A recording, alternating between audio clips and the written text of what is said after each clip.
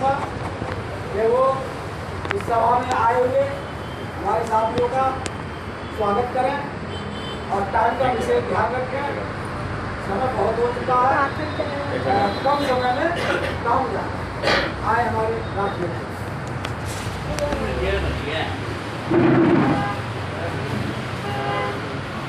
आज अक्टूबर राष्ट्रपिता महात्मा गांधी और पूर्व प्रधानमंत्री स्वतंत्रता सेनानी लाल बहादुर शास्त्री जी और शहीद आजम भगत सिंह की जयंती मनाई जा रही है अखिल भारतीय मानवतावादी पार्टी के कार्यालय में।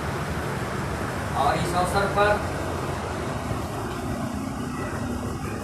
शामपुर से हमारे बीच में बहुत खुशी की बात है, संयोग की बात है, इस प्रोग्राम में हिस्सा लेना था। तो किसी आंदोलन में दिल्ली आए हुए थे,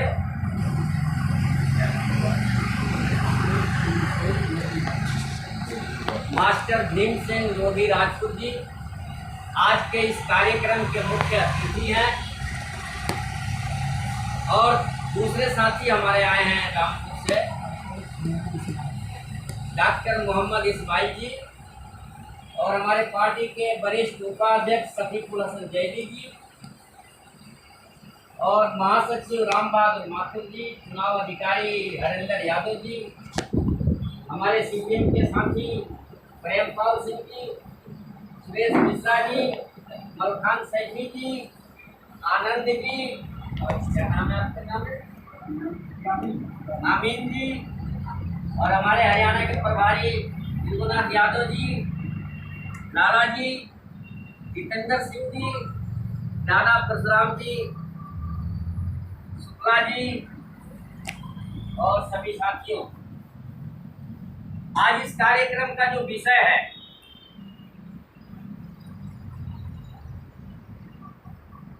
आजादी का आंदोलन और आज का भारत, इस अवसर पर हम तमाम साथियों का स्वागत करते हैं और उम्मीद करते हैं कि जो भी साथी अपना विचार रखेंगे इस विषय को केंद्रित करेंगे ताकि जो मौजूद है वो समझें और समझ करके जो आज की जो राजनीति चल रही है देश के अंदर उस पर प्रकाश डालें। हमारे देश का दशा बिगड़ता जा रहा है, कोशिश की जा रही है कि दिशा में लाया जाए, लेकिन जो पावर में लोग हैं वो बड़े धूर्त हैं। जो लोग इतिहास के जानकार हैं उनको मालूम है इनका बुनियाद ही धूर्तता पे रखी गई है। आजादी के आंदोलन में जिस प्रकार से इन लोगों ने धूर्त का काम किया, धोखाधड़ी का काम किया, विश्वासघात का काम किया, आज भी देश को, लोगों को धोखा देने का ही काम कर रहे हैं। अब सवाल है कि शहीद आजम भगत सिंह ये एक ऐसे शख्सियत का नाम है जो इनकी शहादत का मिसाल दुनिया में नहीं मिलता है। इसने लक्ष्य ही बना लिया शहादत, फांसी, किसी के मनाए नहीं माने। आजादी के आंदोलन के लिए फैसला ले लिया कि हमें तो फांसी मंजूर है।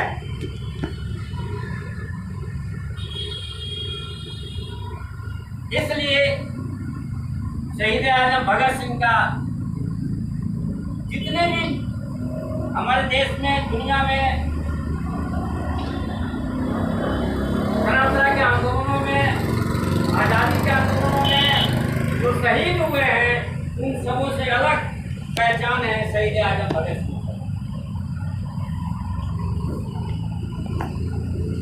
दूसरी बात बड़े विख्यात है हमारे देश के आजादी के आंदोलन का। धाराएं तो ऐसे कई थी, लेकिन दो धाराओं का विश्लेषण किया जाता है, चर्चा किया जाता है नरम दल और गरम दल।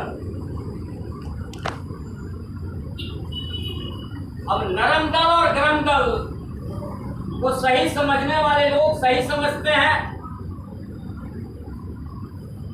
लेकिन आज का जो राजनीतिक लोग हैं,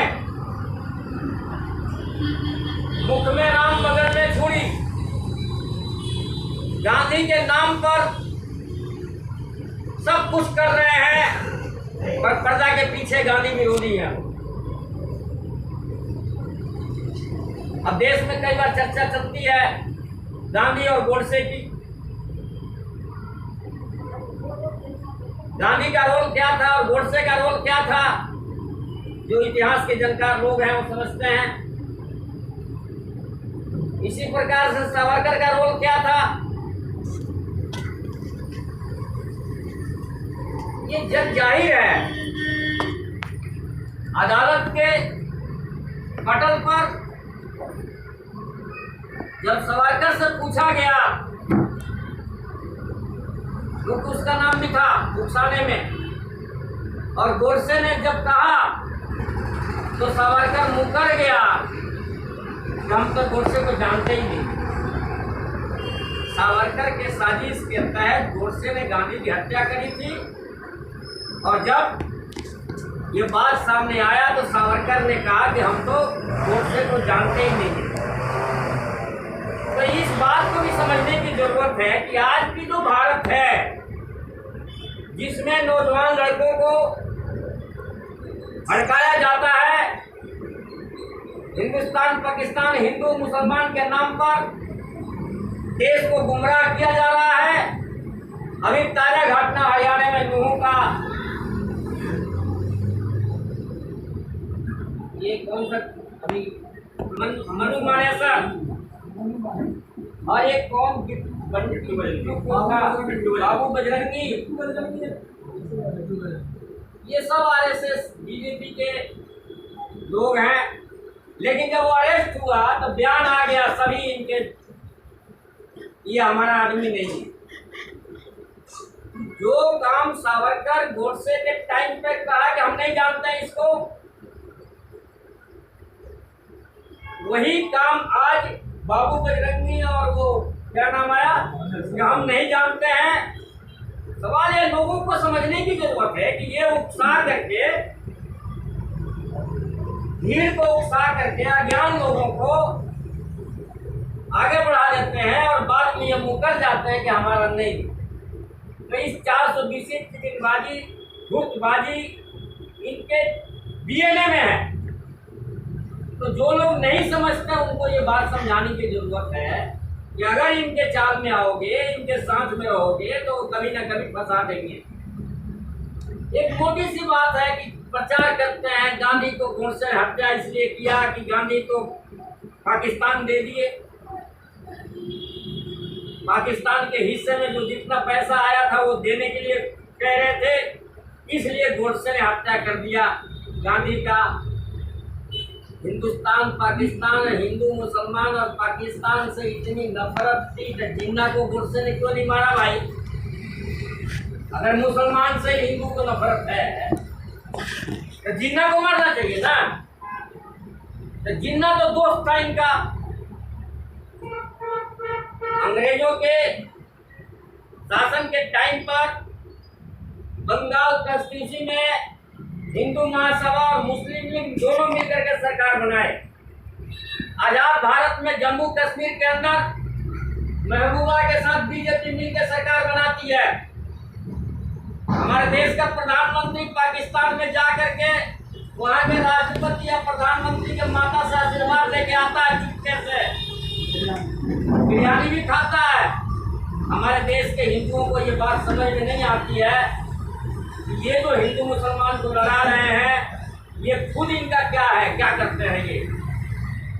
और जितने भी इनके बड़े बड़े शीर्ष के नेता हैं, इनके रिश्ते हैं, किसी का दामाद है, किसी का मतलब रिश्ता है इनका, मुसलमानी घराने में इनकी बेटियां, इनकी बहनें शादी की गई हैं, ये जग जाहिर है।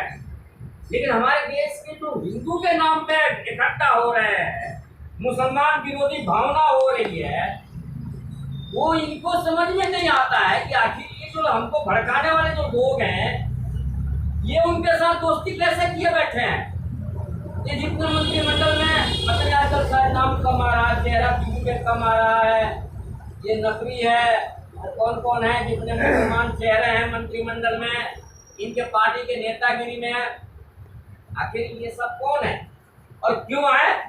तो लोगों को ये समझ में आना चाहिए कि भाई ये आखिर क्यों। आजादी के आंदोलन में कोई किसी से कम नहीं था, सब मिलजुल के लड़े थे। जिस हिसाब से आज हमारे देश को जात धर्म क्षेत्र के नाम से गर्म माहौल बनाया जा रहा है, भिड़ाया जा रहा आपस में, अगर ऐसा होता तो क्या हमारी आजादी मिली होती। अनेकता में एकता, विभिन्नता में एकता हमारे देश का एक प्रतीक है दुनिया में कि भारत एक ऐसा देश है, अनेकों धर्म के मानने वाले, अनेकों जातियों को मानने वाले हैं, 33 करोड़ देवी देवताओं को पूजने वाले हैं, फिर भी एक होकर के अंग्रेजों के जुल्म के खिलाफ लड़ाई लड़े और देश को आजाद कराए। और जिस प्रकार से आज माहौल बनाया जा रहा है, पटेल को गांधी के खिलाफ भड़काया जाता है, नेहरू के खिलाफ भड़काया जाता है, क्यों। आजादी के आंदोलन कांग्रेस के नेतृत्व में हुआ था, उनका नाम कैसे हटे, चोर दरवाजे से अपना नाम कैसे ऊपर आवे, ये तमाम चीजें आप ये बताइए, कोई भी आदमी अपने ऊपर ले ले, हम क्या किए नहीं किए, किसी को भी अपने दादा परदादा को गाली देने का हक है क्या। उनके बगैर तो हम अस्तित्व में होते ही नहीं। तो ये समझने की जरूरत है कि जो आज के सत्ता में जो लोग सुख पा रहे हैं, जिनके कुर्बानी के बदौलत वो लोग भूल जाते हैं कि उनके बाप दादा क्या किए। अरे आप मान सम्मान नहीं दे सकते तो अपमान तो मत कीजिए। हमारी पार्टी कांग्रेस की सपोर्टर नहीं है, लेकिन ये जो लोग आजादी के आंदोलन में अपनी जान कुर्बान किए, अपना घर परिवार छोड़ के आजादी के आंदोलन के लिए लड़े, हमको उनको आलोचना करने का क्या अधिकार है। जितना भी किया, जैसे भी किया, एक मिनट के लिए भी अगर किसी ने टाइम दिया तो हमारे लिए वो महान था। आजादी के आंदोलन में एक मिनट के लिए अगर टाइम किसी ने दे दिया, ये तो बड़े बड़े लोगों का चेहरा देखते हैं, नाम देखते हैं, लेकिन हजारों करोड़ों लोग आजादी के लिए लड़े, हम सबको नमन करते हैं। अब सवाल ये है कि हमारे देश का आज का नौजवान है, इतिहास को स्कूल में कैसे तोड़ मरोड़ कर पढ़ाया जाता है कि नहीं पढ़ाया जाता है, कि किस रूप में चर्चा किया जाता है, ये समझ में नहीं आता है कि आज के नौजवान को पता ही नहीं लगता इन लोगों के बारे में क्या है। जिसका बाप आजादी के आंदोलन में कभी हिस्सा नहीं लिया और खुद कहता है कि मेरा बाप चाय बेचता था, वो आदमी महात्मा गांधी और नेहरू और पटेल को लड़ाता है आपस में। ये लोगों को समझने की जरूरत है ना। जिसकी जन्म नहीं थी, आजादी के आंदोलन में जन्म नहीं थे, आजाद भारत में पैदा हुआ, उसका क्या अधिकार है पटेल और नेहरू से तुलना करने का। इनके किए पे आज राज कर रहा है और इन्हीं को आपस में भिड़ा रहा है और लोग भीड़ रहे हैं। उसको गलत कहने के बजाय उसके लड़ाई पे लड़ रहे हैं आपस में, ये समझने की जरूरत है। अब दूसरा पार्ट है कि हमारी पार्टी आखिर क्यों गठित बनाई गई। हमारी पार्टी को गठन करने वाले लोगों ने विचार किया कि आजादी के आंदोलन के स्वतंत्रता सेनानियों और अमर शहीदों के जो सपने थे, हमारे देश का जो संविधान बना, जिस भी पार्टी जो भी पार्टी पावर में आई, चाहे वो किसी प्रांत में आई, या देश में आई, कुछ टाइम तक संविधान को लागू करने की दिशा में काम हुआ और देश के अनेक संस्थान लगाए गए। जो लोग जानते हैं उनको पता होगा, कई स्टील प्लांट लगाए गए, कई सरकारी संस्थान लगाए गए देश के विकास के लिए, लोगों को जरूरतों को पूरा करने के लिए। और सरकार का गठन ही इस मकसद से होता है कि जैसे एक व्यक्ति को परिवार पालने का, पोषने का, जरूरत पूरा करने की जिम्मेदारी होती है, इसी प्रकार से सरकार इसलिए बनाई जाती है कि सरकार की जिम्मेदारी होती है देश के लोगों की जरूरतों को पूरा करने के लिए व्यवस्था करने की जिम्मेदारी और जवाबदेही होती है। अब ये जिम्मेदारी जवाबदेही लेनी नहीं है, लोगों को भटकाना, इधर उधर भेदभाव करना है। इसलिए हमारी पार्टी का गठन हुआ कि हम लोग लड़ते लड़ते 40-45 साल निकाल दिए। अभी पिछले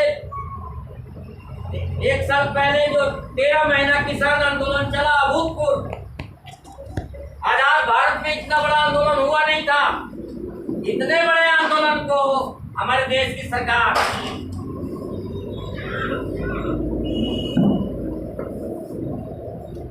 धक्का बता दिया। लास्ट में कह दिया हम कानून वापस लेते हैं, लेकिन एमएसपी गारंटी के लिए आंदोलन शुरू हुआ, अभी वो हुआ नहीं।